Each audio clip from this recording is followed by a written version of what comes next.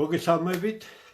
დღეს 4 შაბათია და ჩვენი შეთანხმების თანახმად მორიგი გადაცემა. ფაქტი მოვლენა კომენტარი ანალიტიკური საუბრები დემურ გიორხელიძესთან ერთად. იმედია ყველა მსურველი უკვე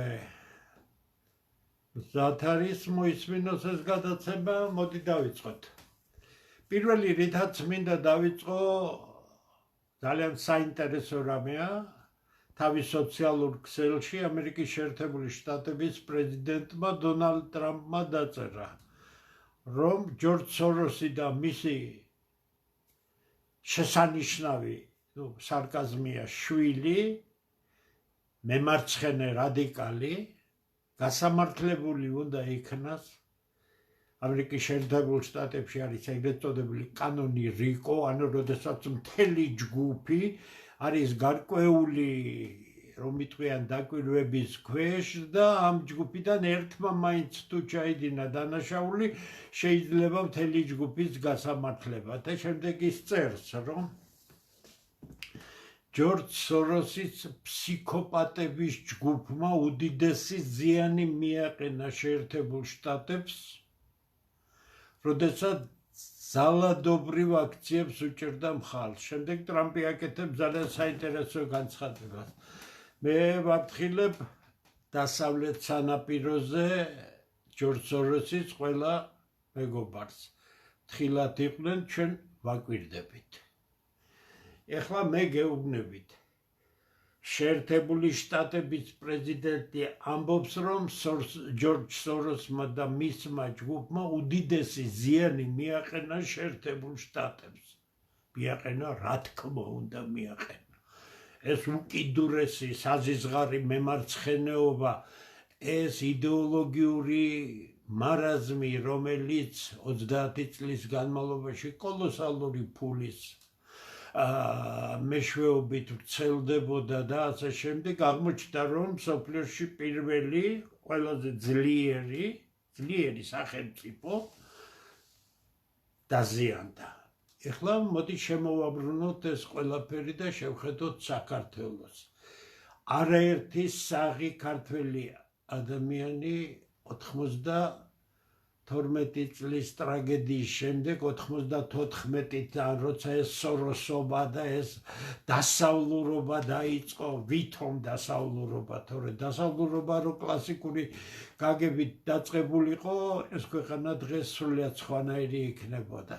ჩვენ ნახეთ, რა კოლოსალური ზიანი მიაყენა საქართველოს იმ ჯგუფმა, რომელიც სოროსის ჯგუფით და სახელწოდება, ეგრეთ წოდებული ღია საზოგადოება და ასე შემდეგ და არა მხოლოდ ეს საზოგადოება, ფაქტობრივად მთელი ეს, რომ იტყვიან, არასამთავრობო სისტემოწარმოქმნელები, ყველა იყო ერთი უბედურების მომტანი ამ ქვეყნისთვის და მათ ძალიან მაგრად მოინდომეს, მათ მართლაც დიდი ზიანი მიაყენეს საქართველოს. მაგრამ შეერთებული შტატების პრეზიდენტს და მის გუნდს აქვს თავარი მიზანი და ისინი ამას საკმაოდ დიდად შეასრულებენ. ყველაფერს ვერ მოათავებენ და ვერ გაასწორებენ, მაგრამ ის ვინც დარჩება, მე ვფიქრობ, რომ სავარაუდოდ ვენსი დარჩება და ვენსი გააგრძელებს, როდესაც რო ამოიწურება პრეზიდენტის უფლებამოსილებისა, ისინი ის რაც თქვეს, გავაკეთოთ ამერიკა კვლავ დიადი. ქართულ სახელმწიფოს იმის ბედნიერება არ ქონია, რომ მის ხელისუფლებას ამ 33 წლის განმავლობაში საქართველო რაიმედ მიაჩნდეს და ასეთი ამოცანა ქონდეთ, რომ მოდი, რა გინდა ხელისუფლებაში ხარ, იყავი, გააკეთე, ვინ არის წინააღმდეგი, რაიმე შეგიძლია, რაიმე მოხმარება გინდა, აქ არა ვართ ამ ქვეყნისთვის, ყველაფერს გავაკეთებ.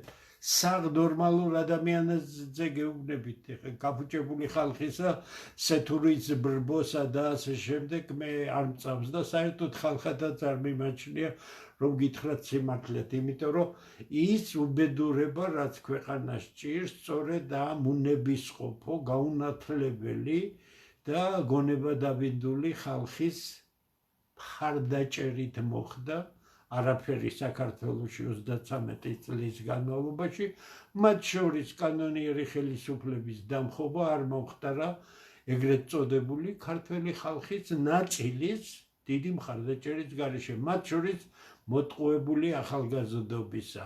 მე ძალიან კარგად ვიცი ეს ყველაფერი, მე იმ თაობის ადამიანი ვარ, რომელიც ამ ყველა მოვლენაში იყო და მე ჩემს ტყავზე მაქვს განცდილი ის ტკივილი და ის უბედურება, რაც ქვეყანას განვითარების, არა და ფანტასტიკური შესაძლებლობები იყო, ახალ რეალობაზე გადაწყობის უკვე დამოუკიდებელი სახელმწიფოს პირობებში გაგრძელებულიყო.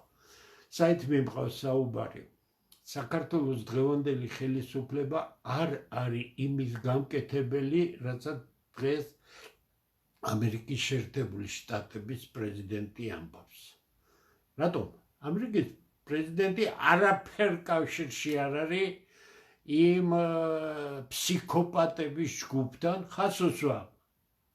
ამერიკაში თუ სოროსის ჯგუფი ითვლება ფსიქოპატების ჯგუფად, ისინი საქართველოში ასევე ფსიქოპატების ჯგუფი არიან, მაგრამ პრიმიტიული ფსიქოპატები. ისინი არიან მარიონეტი ფსიქოპატები, რომლებიც დავალებას იმ თავისი ფულის გამო აკეთებდნენ და ჩამოყალიბდნენ იმ მოდი ასე ვთქვათ, უბადრუკ ურჩხულად, რომელ ურჩხულსაც ისინი წარმოადგენენ. უბადრუკი, მაგრამ მაინც ურჩხული.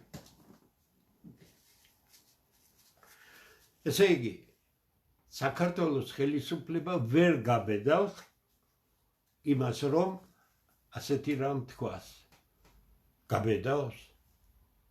ჩვენ ყველანი ვიქნებით მოხარული.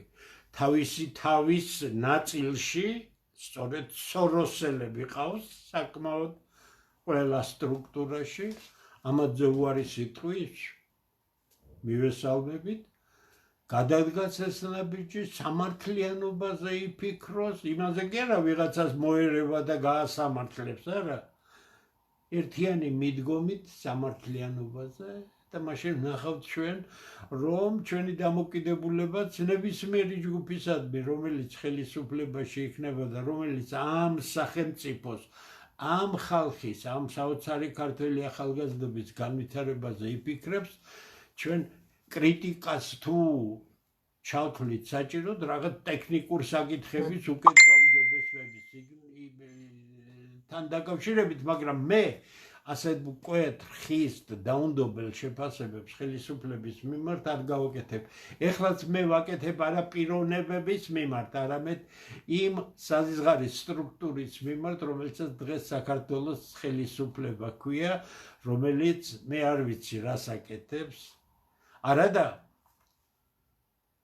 ამ ფონზე, რაც დღეს გეოპოლიტიკურმა დაპირისპირებამ მოიტანა მსოფლიოში და განსაკუთრებით სამხრეთ კავკასიაში, საქართველოს უჩნდება შეიძლება თავისი ისტორიის მანძილზე ყველაზე ძლიერი შანსი, რომ გააძლიეროს საკუთარი სახელმწიფო ხას უსვამ. დამოუკიდებელი ქართული სახელმწიფო არის ამოსავალი ნებისმიერი პოლიტიკოსისა, რომელიც საჯარო სფეროში შემოაბიჯებს და თავისუფლებას მიცემს პოლიტიკაზე, სახელმწიფოზე და ასე შემდეგ ისაუბროს. ქართული სახელმწიფო არის ხელუხლებელი.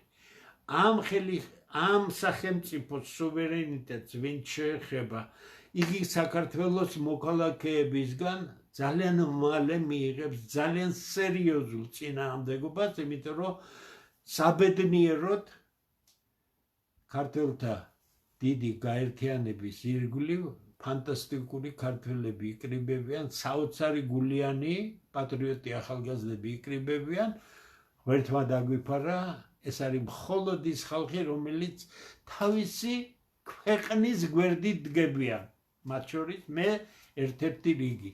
თქვენ აქ ვერ ნახავთ უფროს, მივხვდით, გამოჭიმულს რაღაც კომიტეტებში თუ რაღაც იმაში, არა, ეს უნიკალური სტრუქტურაა, გონივრულად აწყობილი სტრუქტურაა, მას თავი არ აქვს, მაგრამ ეს ძალა იქნება აუცილებლად. ესე იგი, ჩვენ დგავართ სერიოზული რამის გამო. გამო ძალიან სერიოზული გამოცდის წინაშე ჩვენს ხელისუფლებას მივმართავთ. კაცო, ხო ხართ ხელისუფლება.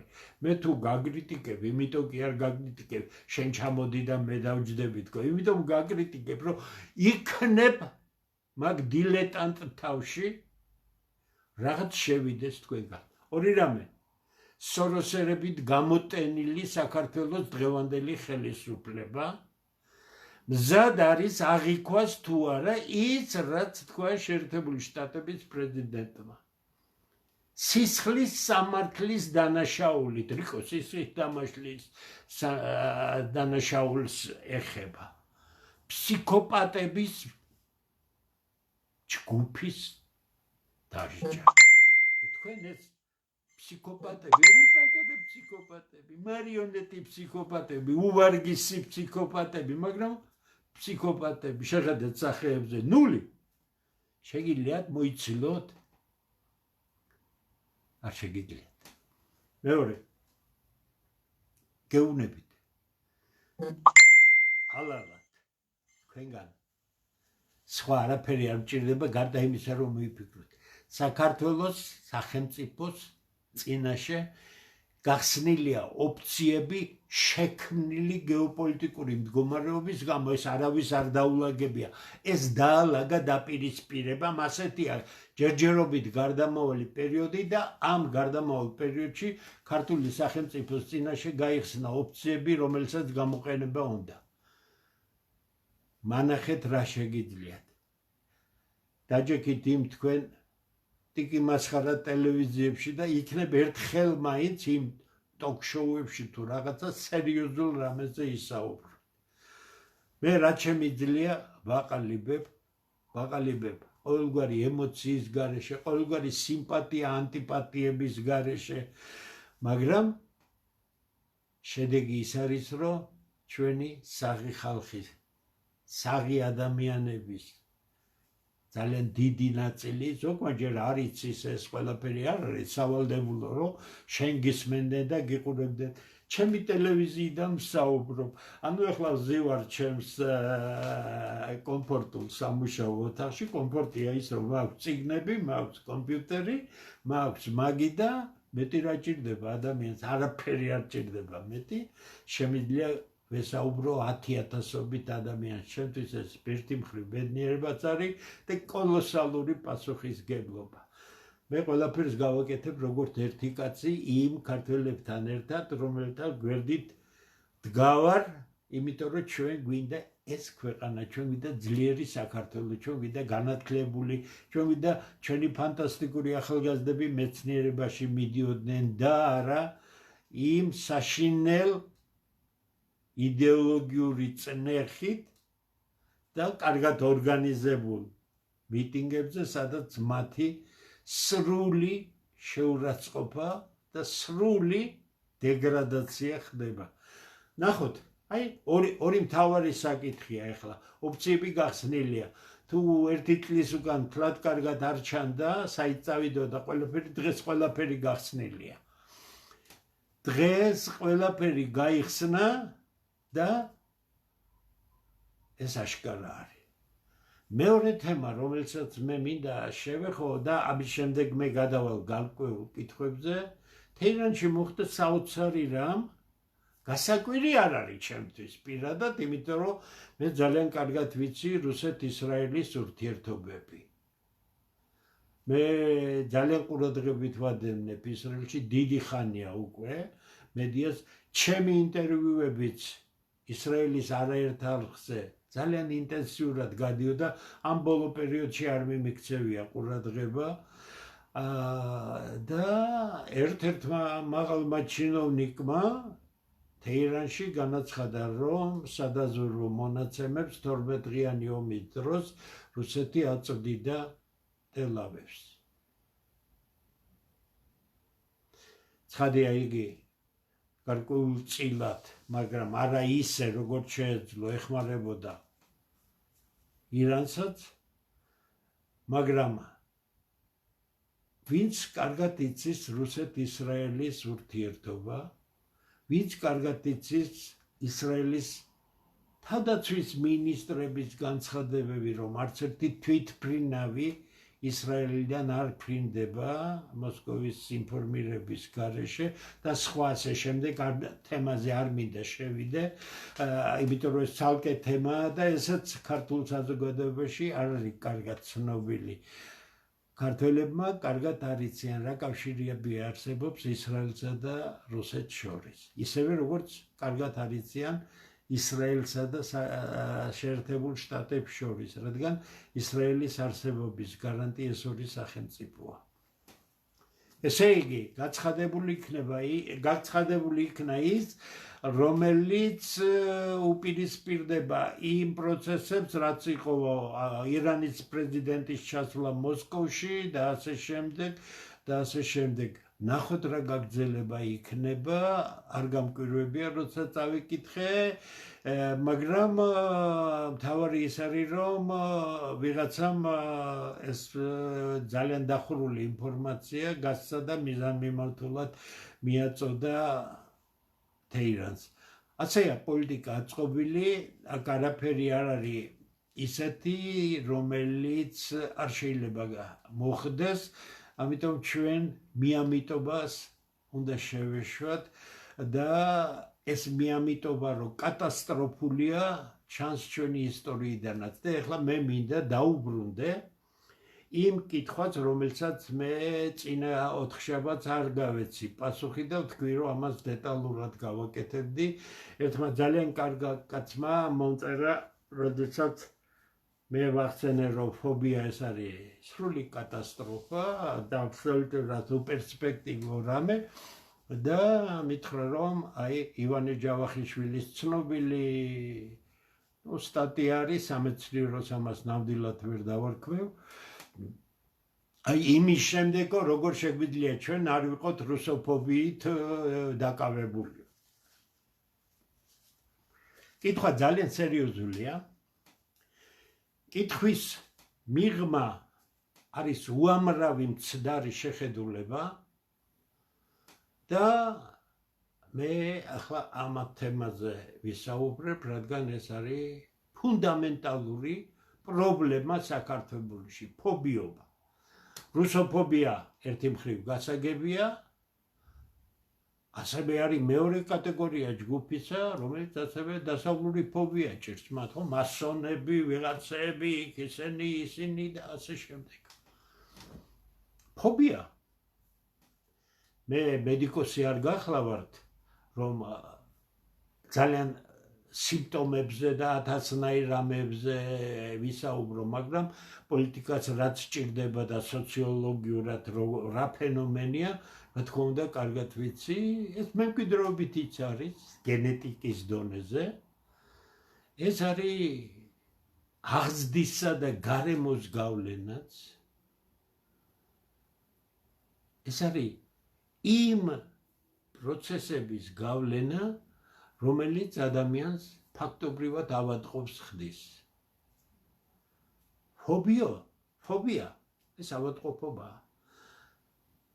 ფობიით შეპყრობილი ადამიანი არ არის ნორმალური ადამიანი. ეს არის ფუნდამენტი. ეს ჩემი დასკვნა არ არის. თუ გაინტერესებთ ფობია რა არის, მთელი ნიუანსებია და ასე შემდეგ, ამაზე თავარზე გითხარით. ესე იგი, მეორე. როდესაც თქვენ გინდათ დღეს 2021 წლის აგვისტოში, მოდი ახლა ვთქვათ, სამოქმედოდ აიღოთ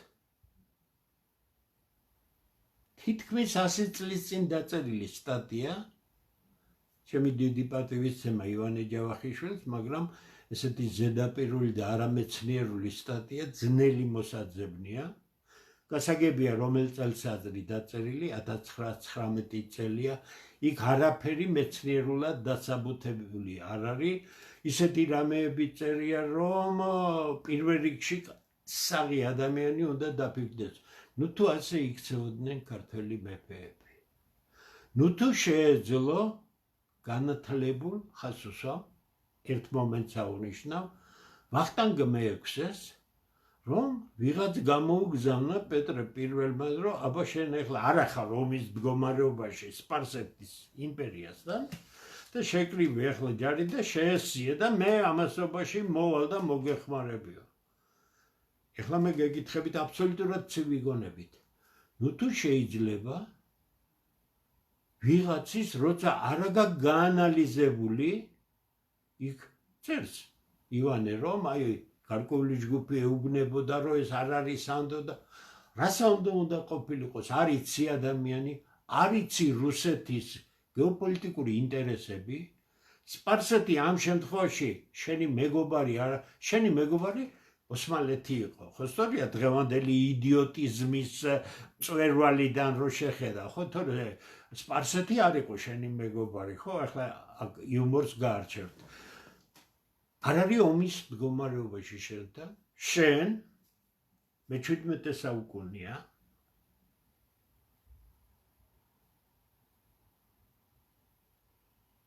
და იწყებ 40,000 კაცს კრებ ბოდიში მე-18-ის დასაწყისია პირველი მეოთხე და მიდიხარ რომ შეხვდე რუსეთის ჯარს და შემდეგ თურმე ისევ შემოგითვალეს რომ ეხლა შენ დაიწყე ომიო და მე და შენ დაიწყე ომი გასაგებია სპარსელებსაც ჰქონდათ ამის ინფორმაცია ჩემს გონებაში ეს აქციელი არ ჯდება არანაირ ჩარჩოში ეს არ სახელმწიფოებრივი მოქმედება ეს არის პოლიტიკური დილეტანტიზმსაც ვერ დაარქმევ ამას ეს არის სრული კატასტროფა მე ძალიან ზერელეთ ლაპარაკობს ტოტლებენზე არ შეიძლება ივანე ჯავახიშვილს არ ქონოდა წაკითხული და არ იცოდეს ტოტლებენის წერილი ისტორიკოსებმა იციან მე არ ვეხები ახლა ამ თამებს თემად როდესაც შენ წერ ასეთ რაიმეს შენ ის მხატვრული პასაჟები არ უნდა ჩართო სამეცნიერო ნაწარმოებში გასაგებია 1919 წელს ეს დაიწერა მთავრობისთვის რომ მისი ანტირუსული პოლიტიკა გამართლებულიყო მაგრამ ივანე ჯავახიშვილი არ ამბობს იმას რომ 1919 წელს საქართველოს მთავრობა ისე რომ ღრმად არც ეს იცოდა ისევე როგორც ვახტანგ მეექვსემ არ იცოდა რომ ის რაც გააკეთა არ შეიძლება იმიტომ რაც იქ წერია ივანე ჯავახიშვილის წერილში რუსეთ საქართველოს ურთი ისე საქციელი არ შეიძლება შენ რას აკეთებ 40,000 კაცი შეკრიბო ეს ცოტა ხაშთანაა დაკავშირებული მე წახვიდე სადღაც ამას ხო ზურგი უნდა ამას 1000 პრობლემა და უამრავი აწყობილი იყო ეს ყველაფერი და შენთან არა ომში მყოფ ქვეყანას ისიც ერთ-ერთ უზარმაზარ იმ დროის იმპერიას უწყებ ომს გასაგებია რა მოგდის ანუ ქართველები გაჟლიტე უაზროდ და აბრალებ ამას რომ პეტრე პირველმა საქართველო კი არა დედა უტირა რუსეთს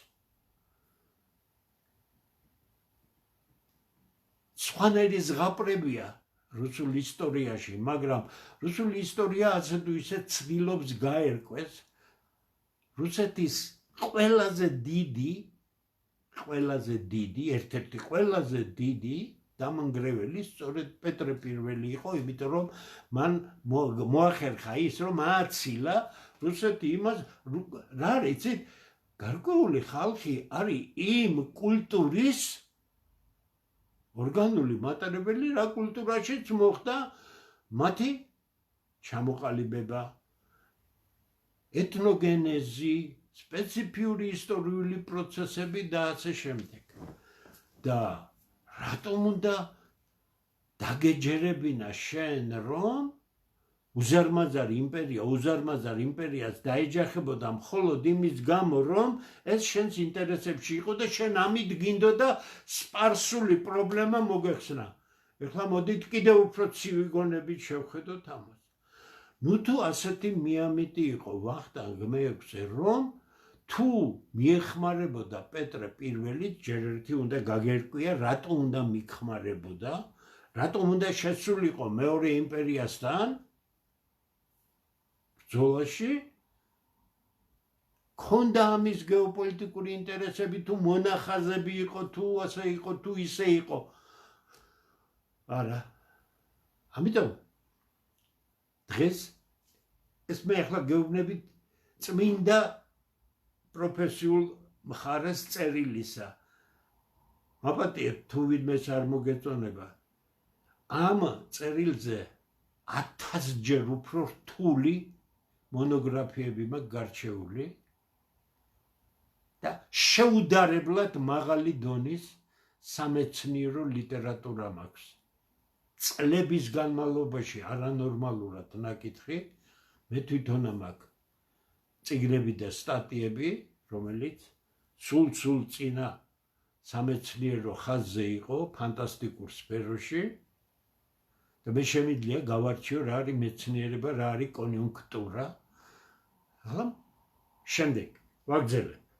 ახლა მე გეკითხებით 1919 წლის 1921 წლის მოვლენები, რომელიც იყო კოლოსალური გეოპოლიტიკური შეცდომა, რადგან საქართველო ჩაება იმაში, რასაც ქვია დიდი თამაში, ბრიტანეთის იმპერიისა და რუსეთის იმპერიის დაპირისპირებაში ყველგან, წყალზე, ხმელეთზე, სადაც კი შეიძლებოდა.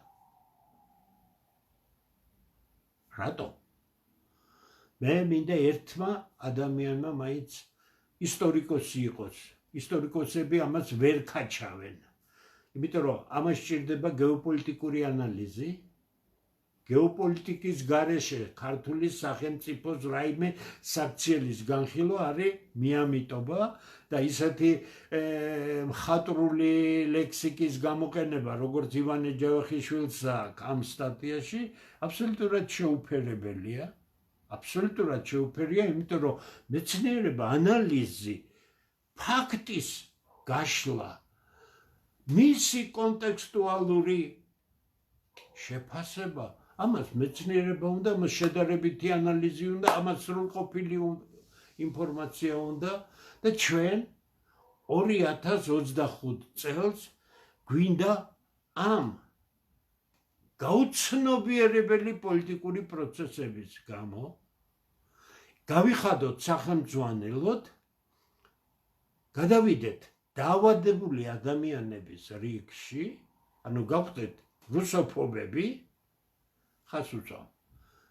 მოკლედ გეტყვით, როდესაც ქართული სახელმწიფო გაქვს, რუსული სახელმწიფო შენ არც უნდა გიყვარდეს და არც უნდა გძულდეს. ეს ფაქტია, შენ არ ეგუები ამ ფაქტს, რომ რუსული სახელმწიფო, ამიტომ ცდილობ ეხლა იყო მისი მტრების რიგში, რომ განადგურო რუსეთი, ხო? ხას გეუბნებით. მე რუსეთს ავწერ ისეც, როგორიც არის. ვიღაცებს არ მოწონს ეს, რომ აუ ესო რუსეთს აქებსო და მე რუსეთს კი არ ვაქებ. მე ვარ უფროსი თაობის ადამიანი. მე ცხოვრობდი იმ წყობაში და იმ სახელმწიფოში, რომელიც რუსეთი და საქართველო ერთ სახელმწიფოში იყო. და არა მარტო ზედმიწევნით ღრმად ვიცი რუსეთის ისტორია, მისი ფანტასტიკური კულტურა. ფანტასტიკური კულტურა არ გაგიკვირდეთ, ამდენი თუ არ იცით. დღეს რომ რუსული კულტურა ფანტასტიკური კულტურა არის, მაშინ სალაპარაკოც არაფერია. ამიტომ რუსეთი მოცემულობა, კეთილი უნდა ვინებოთ და მასთან დავამყაროთ პრაგმატული ურთიერთობები. სიყვარული, არ სიყვარული თემა არ არის, არ იხილება. რომ ჩვენი ეროვნული ინტერესებიდან გამომდინარე, მას აქვს რაღაც ინტერესები, ჩვენ გვაქვს რაღაც ინტერესები და ეს ინტერესები დიპლომატიის დონეზე შევათანხმოთ ერთმანეთთან ასია აგებული სახელმწიფოების შორის ურთიერთობა. მე არ მიყვარს რუსეთი, მე არ მომწონს რუსეთი, ამიტომ მე მის მტრებში ვიქნები და ნატოში გავწრიანდები და აქ შემოვალ და მე ესე იგი რუსებს გავყრი აქედან და კავკასიიდან აულაგმავ რუსებს ფეხს. ეს არის კრეტინის აზროვნება. ჩამოყალიბებული კრეტინის აზროვნება, რომელიც საქართველოს სახელმწიფოს უდიდეს უბედურებას მოუტანს, თუ ეს ხაზი გაგრძელდა. დიდს ვერაფერს ვერ დავაზიანებთ, რუსებს დიდად ვერ დავაზიანებთ, მაგრამ ჩვენ თავს დავაზიანებთ კოლოსალურად. ბოდიში გიხდით, გაციებული ვარ ცოტა. ესე იგი, ჩემი პასუხი ამ ძალიან კარგ ადამიანს. ქართული სახელმწიფოს მომავალი მოითხოვს არა ისტორიული ემოციური აღქმებიდან ურთიერთობებს პოლიტიკურს, არამედ სხვანაირად გეტყვით. წარსული არ არსებობს. წარსული რაც იყო, განხორციელებულია დღევანდელობაში. აი, რა იქნება მომავალში, ის წარსულზე არ არის დამოკიდებული. რა იქნება მომავალში, წარსულის ფუნქცია არის ნული. იმიტომ რომ წარსულმა რაც შეძლო, კოლოსალური რაღაც შეძლო, მოგიტანა ეს ქვეყანა ასე დაზიანებული ისე, მაგრამ თავარში ინტეგრალურად, ანუ ჯამურად რო შევაფასო, ჩვენ ვართ ხალხი, რომელიც ვატარებთ იმ საოცარ კულტურას, რაც ჩვენ წინაპრებმა საუკუნეები გამოატარეს უზარმაზარ კულტურებთან შეჯახებაში და ჩვენ ვართ ის ხალხი, რომელსაც ეს ყველაფერი უყვარს. იმიტომ რომ ჩვენია. მიყვარს, არ მიყვარს, ეს პატრიოტიზმიც არ მიყვარს სიტყვა. როგორ შეიძლება არ გიყვარდეს ის, სადაც დაიბადე, გაიზარდე, სადაც სამყარო შეიქმნი, სადაც ბებია, ბაბუა, დედა, მამა ამ გარემოში თეთრის და შავის გარჩევა ისწავლე. ვინც ამას ყველაფერს უარყოფს და გითხარით ეგერ სოროსის, ანუ ფსიქოპატების ჯგუფის, ქართული ფსიქოპატი მარიონეტების უსუსური არაფრის მაგნისი ხალხის მაგალითზე ვხედავთ, რამდენად უბადრუკები არიან. ამიტომ ჩვენი დამოკიდებულება მოითხოვს და ჩვენი სახელმწიფოს მომავალი, ჩვენი ხალხის მომავალი მოითხოვს იმაზე, რომ ჩვენ პარალელები უნდა ვავლოთ არა წარსულთან, ხასუსვამ. დღევანდელი კოორდინატთა სისტემა აბსოლუტურად სხვა სისტემა არის, ვიდრე ნებისმიერი წარსული. თუ გნებავთ 33 წლის წინანდელი წარსული. არაფრის გადმოტანა წრფივად არაფრის არ შეიძლება. ეს ტრანსფორმაცია არაწრფივია. ეს გაცილებით რთულია. ამ რთული პროცესის წინაშე ვართ. ჩვენი მთავარი ამოცანა არის დღეს, არა ის ემოციურ დონეზე ვიფიქროთ, რომ ამან ეს გვიქნა, იმან ეს გვიქნა. არამედ უნდა ვიფიქროთ იმაზე, დღევანდელი არსებული მდგომარეობით რა წარმოადგენს ქართული სახელმწიფოს საუკეთესო ნაბიჯებს მისი განმტკიცებისათვის, ჩვენი ხალხის განვითარებისთვის, კეთილდღეობისთვის და ასე უსაფრთხოებისთვის და ასე შემდეგ და ასე შემდეგ. ამაში მე ივანე ჯავახიშვილის ვერანაირი სტატია, ვერანაირი ისტორიკოსის ვერანაირი სტატია წარსულში დაწერილი ვერ გამომადგება, იმიტომ რომ მათ არ შეიძლებოდა ცოდნოდათ რა იქნებოდა 2025 წელს და შეხედულებათა იმ სისტემის გადმოტანა აბსოლუტურად შეუთავსებელ კოორდინატთა სისტემაში არის, მოდით ასე ვთქვათ, პოლიტიკურად ცდარი და უზარმაზარი ზიანის მომტანი.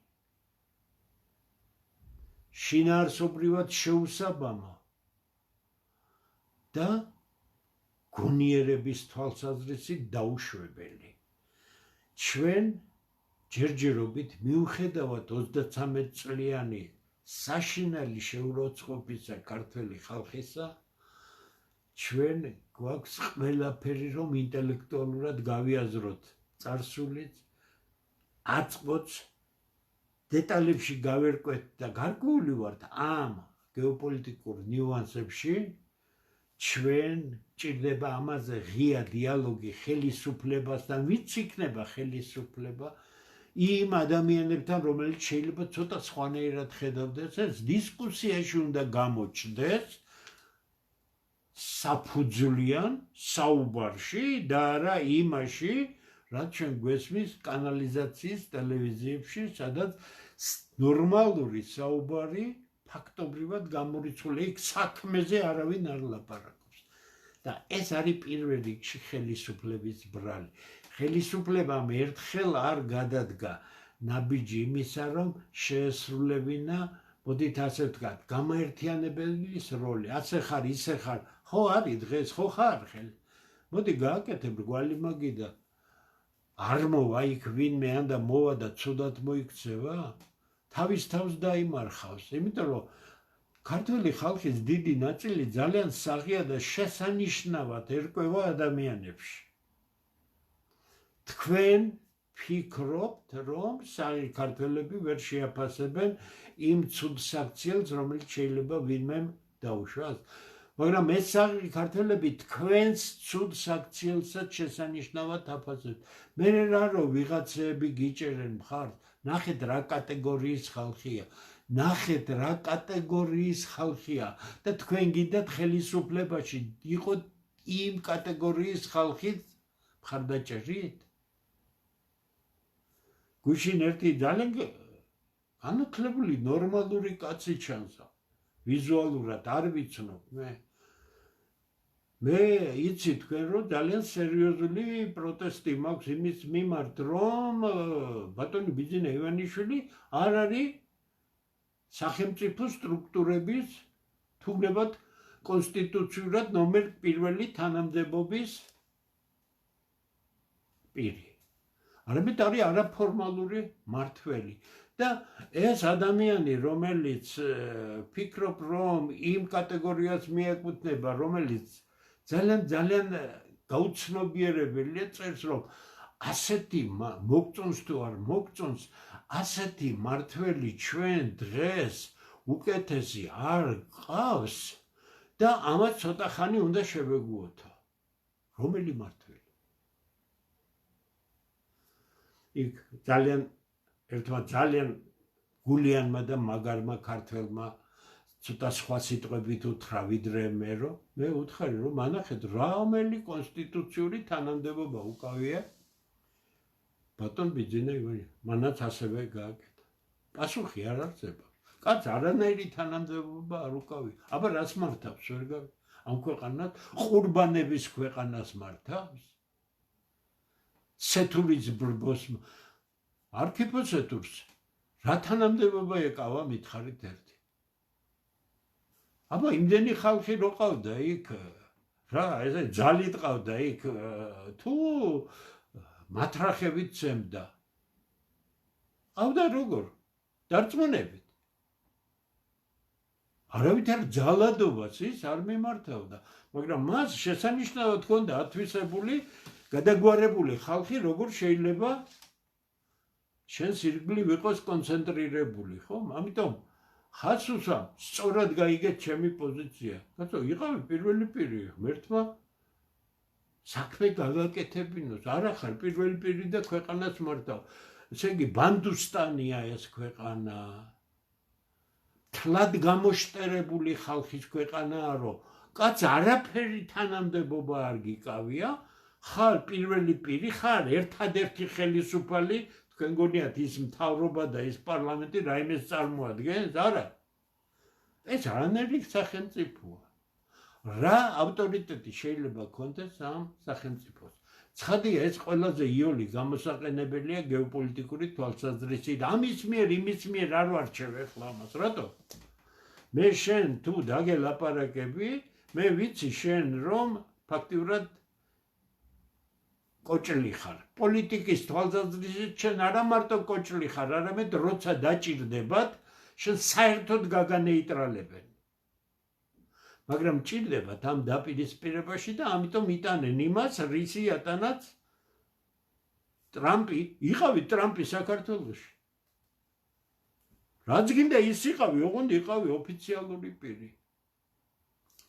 აი ასეთი ხალხი მე იქ ვიღაცები გამოეხმაურნენ იქ რომ ნუ დედა ესე იგი რა გვეშველება ეს რო არ იყოს და ეს რო არ იყოს ხო მაგრამ ეს ცოტაა ეს ხალხი თქვენ ნუ გონიათ რომ 4 ოქტომბერს რო გაიმარჯვებთ თქვენ გამარჯვებული იქნებით არა თქვენ დამარცხებული იქნებით გაიმარჯვებთ მაგრამ დამარცხებული იქნებით იმიტომ რომ უმახინჯეს სისტემას ინარჩუნებთ მხოლოდ იმის გამო რომ ხელისუფლებაში იყო დღეგრძელი არ არის ეს ხელისუფლება ეს სისტემა დღეგრძელი ვერ იქნება ამის პროტესტი მაქვს მე იმიტომ რომ ჩვენ ადრე თუ გვიან მივალთ სერიოზულ კრიზისამდე ეხლა გეუბნებით ისევ უბრუნდები საკითხს კოლოსალური ძალის შეერთებული შტატები აღიარებს რომ ფსიქოპატების ჯგუფმა სოროსის ხელმძღვანელობით შეერთებულ შტატებს უზარმაზარი ზიანი მიაყენა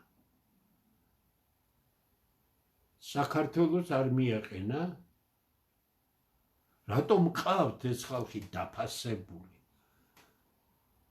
რატომ ყავთ ეს ხალხი იმიტომ რომ იცით თქვენ რომ ესენი არიან არარაობები და ამ არარაობების ფონზე თქვენ ამ მახინჯ სისტემას ინარჩუნებთ აი ეს არის ანი და ჰოე თქვენი ბრალი ყველაფერი არ არის ეს უსუსური საქართველოს ბრალია იმ გათითოკაცებული ხალხის ბრალია ვისაც არ ეყო შემართება არ ეყო აქტიურობა მაგრამ დრო იცვლება და დღეს სხვანაირი სიტუაცია ყალიბდება და ამას თქვენ სულ მალე ნახავთ კიდე გეუბნებით პოლიტიკა შეიძლება იყოს საღი და განვითარებაზე ორიენტირებული თუ არსებობს გაწონასწორებისა და შეკავების მექანიზმები როდესაც რამდენიმე პოლიტიკურ ძალას შეუძლია დააკავოს ერთმანეთი და თუ გავა შეთანხმებული თამაშის წესებიდან რომელიმე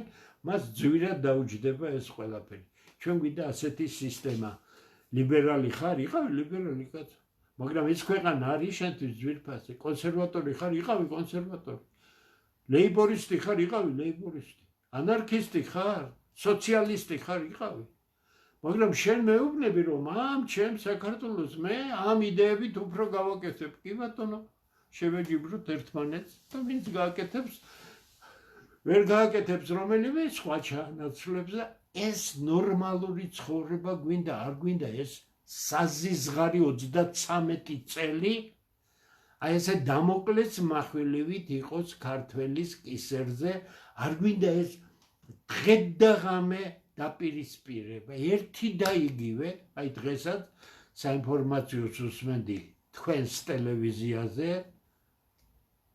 თურქული სერიალების ტელევიზია როა რა ქვია იმედი ხო რაღაც ქრონიკა ხო რითი დაიწყო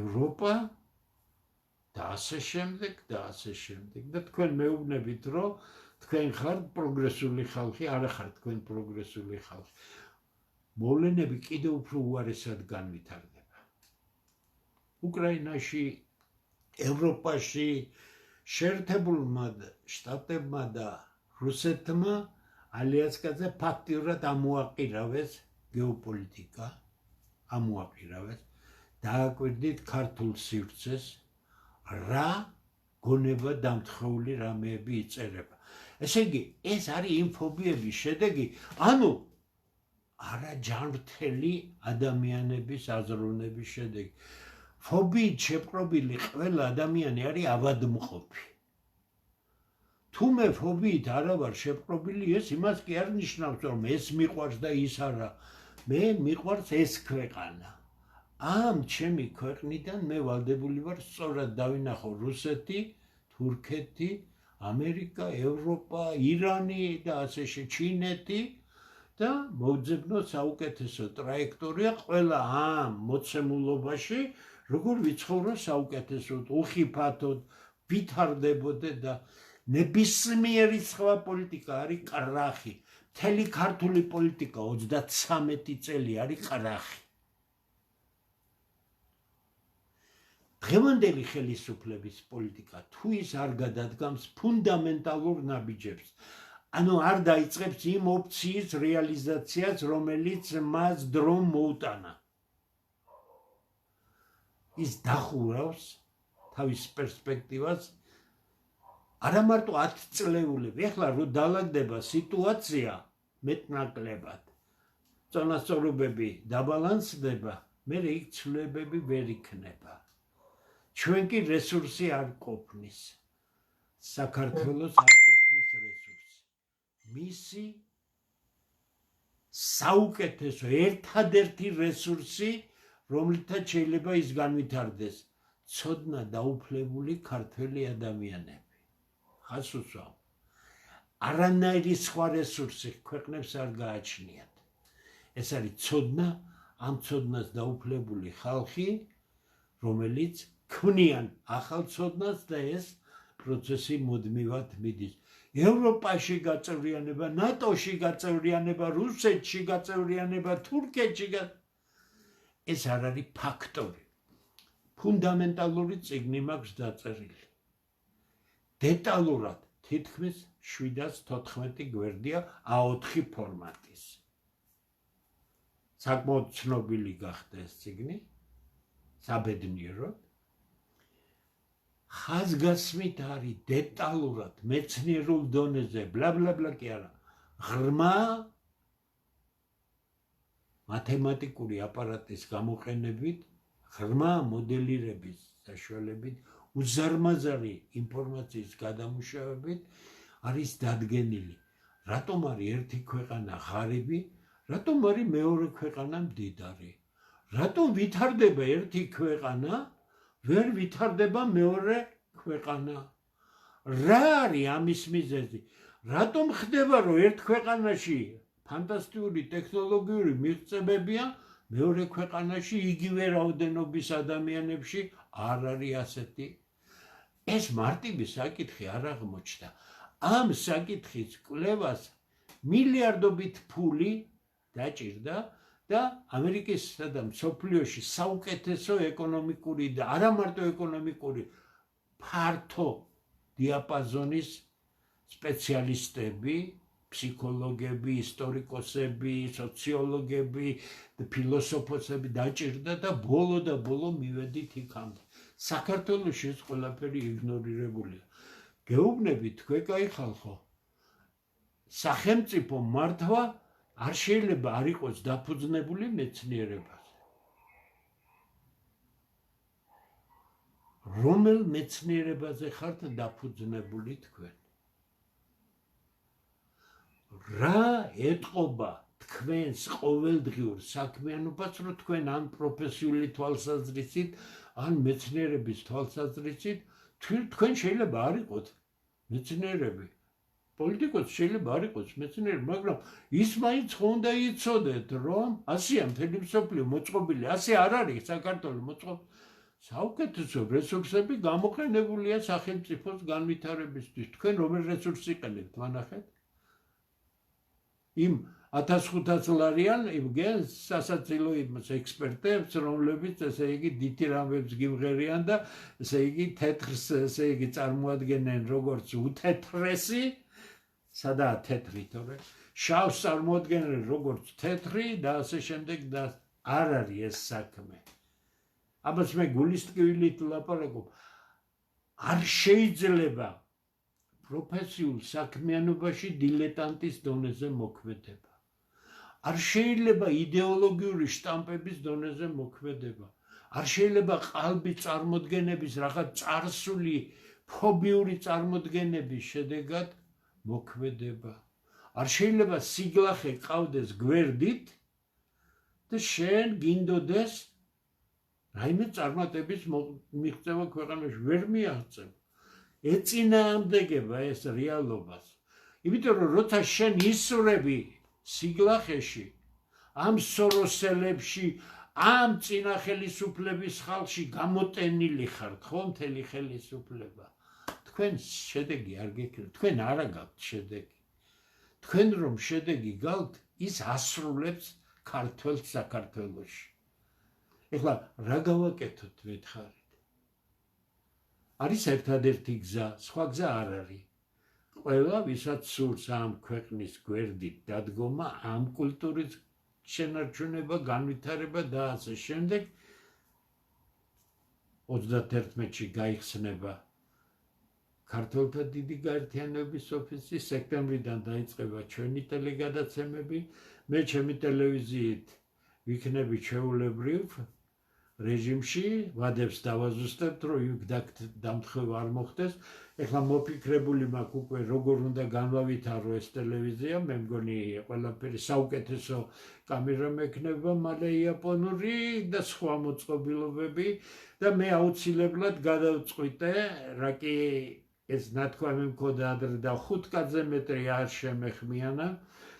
1 ოქტომბრიდან მე ჩემი ტელევიზიიდან პირდაპირ ლექციებს დავიწყებ, ჩავწერ ცხადი ამასაც და YouTube-ზეც იქნება. მე პირველად წავიკითხავ საქართველოში ფუნდამენტალურ ეკონომიკურ კურსს, რომელიც არსად არ იკითხება. ეს იქნება წრფივი მოდელები ეკონომიკაში და წრფივი ალგებრა და ასე შემდეგ. ეს არის ფანტასტიკური სიღრმის ეკონომიკა, რომელიც უსაშველოდ საინტერესოა და რთულია იმ თვალსაზრისით, რომ მუშაობა უნდა, თორე რთული არაფერი არ იქნება, რაც მე მოვყვები, მაგრამ ეს იქნება, მოდით ასე ვთქვათ, 1 ოქტომბრიდან მე მოხარული ვიქნები თუ ახალგაზრდა ეკონომისტები, დოქტორანტები, თუ გნებავთ ამ სფეროს პედაგოგები სხვადასხვა უნივერსიტეტებიდან შემოუერთდებიან ამ ლექციას, მე მოვაწყობ ისე, რომ კითხვებზე პასუხიც მექნება, მაგრამ მე წავიკითხავ კურსს, რომლის მსგავსი საქართველოში არასდროს არ წაკითხა. თქვენ ნახავთ რა არის ეკონომიკა, რა არის ეკონომიკის ცოდნა, ეს არ არის მთელი კურსი. ჯერ ამითი დავიწყებ, რომ ყველაზე ფუნდამენტი გავაჩინო და შემდეგ მე წავიკითხავ კიდე სხვა კურსებს, რომელზეც ახლა არ ვისაუბრებ, მაგრამ შევთანხმდით უკვე ახალგაზრდებისთვის. ყველა დაინტერესებული პირისთვის საინტერესო იქნება, მაგრამ ეს არის არა ეკონომიკა იდეოლოგიაზე აგებული, არამედ ეს არის ეკონომიკა მეცნიერებაზე აგებული. ნახეთ თქვენ, როგორ იუველირულად აწყობს მეცნიერება ეკონომიკურ მეცნიერებას. ეხლა უკვე ეს თანამედროვე ხედვა, ყველაფერი რაც იყო გაშალაშინებულია და მე ამას გავაკეთებ. ეს არის ჩემი, ასე იგი ჩემი ტელევიზია უკვე იქნება არა მხოლოდ ჩემი საუბრით დაკავებული, არამედ დაკავებული იქნება ჩემი ლექციებით. სიმღერა არ მეხერხება, რო გითხრათ სიმართლე, მე პროფესიონალი მსმენელი ვარ, თორე სიმღერითაც ვიმღერებდი, მაგრამ იქნებ სხვა რამე მოვიფიქრო. ესე იგი ორი რამ არის, ჩემი საუბრები გაგრძელდება მუდმივად, გაცილებით ძალიან უკეთეს რეჟიმში და დაიწყება ჩემი ტელევიზიიდან იმ ლექციების წაკითხვა, რომელიც მე უბრალოდ სხვა ტელევიზიებში არ მომეცა საშუალება. რატომ? კერძო ტელევიზიებს ვერ გაამტყუნებთ. ყოველ თვეში ჩემი ლექციები მათ დაუჯდებოდათ, კვირაში ერთი ლექცია 2 საათიანი, 5000 ლარი, 16 ლექცია მინიმუმ უნდა წავიკითხო, ესე იგი ეს არის სულ ცოტა 25000 ლარამდე. გასაგებია, რომ როგორი კარგი ნაცნობი და მეგობარიც არ უნდა იყოს, მე არ შემიძლია და თვითონაც ვერ მისცემს თავის თავს, რომ ასეთი ხარჯები აკიდოს მის კერძო ტელევიზიას, მაგრამ მე ამას გავაკეთებ ჩემი შრომის ხარჯზე. აქ არაფერი გადასახდელი არ იქნება, ეს გაკეთება ქართველი ახალგაზრდებისთვის, იმ ხალხისთვის, ვისაც უნდა ნამდვილად გინდ მე ხაზს უსვამ და თქვენ თვითონ შეადარეთ ამ ლექციებს როცა მოისმენთ, მე მექნება სპეციალურ დაფას უკვეთავ, ცარცი, როგორც არის მსოფლიოს ყველა ტოპ უნივერსიტეტში, ცარცი, აუდიტორია, პროფესორი და საუბარი, საათნახევრიანი ლექციები იქნება, კლასიკური ლექციები და თქვენ შეგიძლიათ ტოპ საუკეთესო უნივერსიტეტის ლექციებს შეადაროთ ის, იმიტომ რომ მე არ მივცემ. ბედნიერება ჩემი ის იყო, რომ მე არაერთხელ თქვი, რომ ქუთაისში იმ ორ ადამიანთან მოხდი, ნოდარ ვალიშვილთან და განსაკუთრებით ის რექტორი იყო ათო თვალჭრილიძე კი ყოველდღე ერთად ვიყავით ჩემი მეგობარი და საერთოდ უნიკალური მეცნიერი რომელიც მსოფლიოს ნებისმიერ უნივერსიტეტს დაამშვენებდა საუბედუროდ ადრე გარდაიცვალა აი მის გვერდით ჩამოვყალიბდი მე და თავს უფლებას ვერ მისცემ რომ სადღაც ჰარვარდიო და იელიო და კიდე რაღაც ესე იგი კალიფორნიის იქ იკითხებოდეს ეკონომიკაში ეს საგანი და ჩემი ლექცია იყოს ნაკლებიც არ მოხდება უბრალოდ არც არასდროს არ მოხდა არა რაც კი ლექციებს კითხულობ შემდეგ სხვა ლექციებსაც გავაკეთებ აი ეს არის ეხლა არ გადავკლით დღეს ძალიან მნიშვნელოვან თემებს შევეხებ მე მინდა იფიქროთ ეს ყველაფერი მომწეროთ თუ რაიმე არ იქნება აი იმ შესანიშნავ ბატონსაც ვთხოვ ვინც ფობიებზე